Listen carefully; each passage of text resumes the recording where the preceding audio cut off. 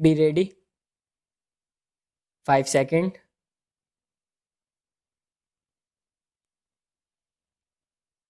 Start.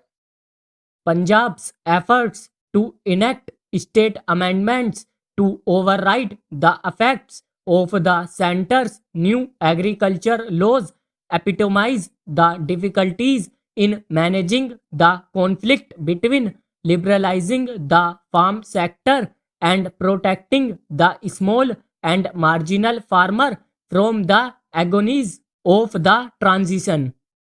The issue also flags the consequences of not having a wide and informed debate before introducing far reaching changes.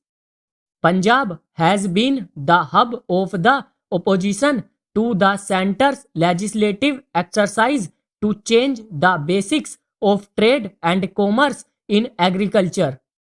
The Akali Dal, the main opposition in the state, eventually withdrew its cabinet minister and later walked out of the NDA government at the centre.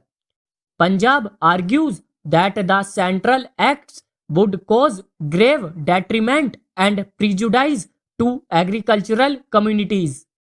The bills cite an agriculture census of 2015-16 to argue that 86.2% of farmers own less than 5 acres, a majority of them less than 2 acres, and that with limited or no access to multiple markets, they would be handicapped while negotiating fair price contracts with private players.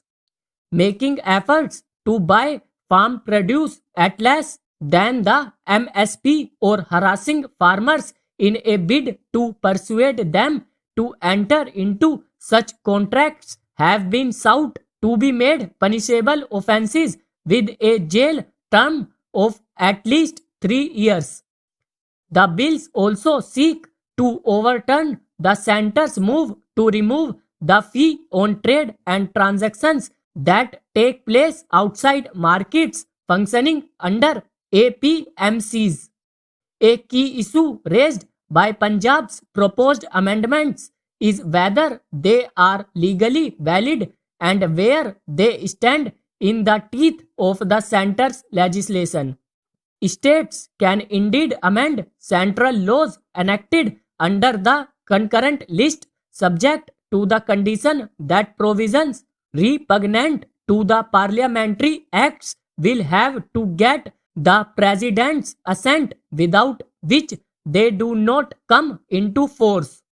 The Punjab bills note that agriculture is under the legislative domain on the states as the subject falls under the state list in the 7th schedule.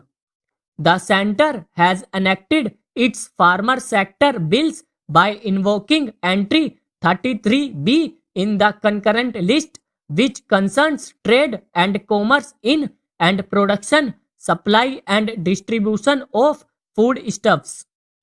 By stretching the entry's meaning to include agriculture, Parliament has managed to pass laws in the domain of the states. In these circumstances, states aggrieved by the farmer sector laws will either have to go the Punjab way to adopt bills that would require presidential assent, as Rajasthan has decided to do, or challenge the validity of the central laws in the Supreme Court, as Chhattisgarh is said to be considering. Whatever the outcome, clear from the groundswell of opposition across the country is that a cavalier and centralized approach to issues that affect millions of farmers ill serves a diverse country.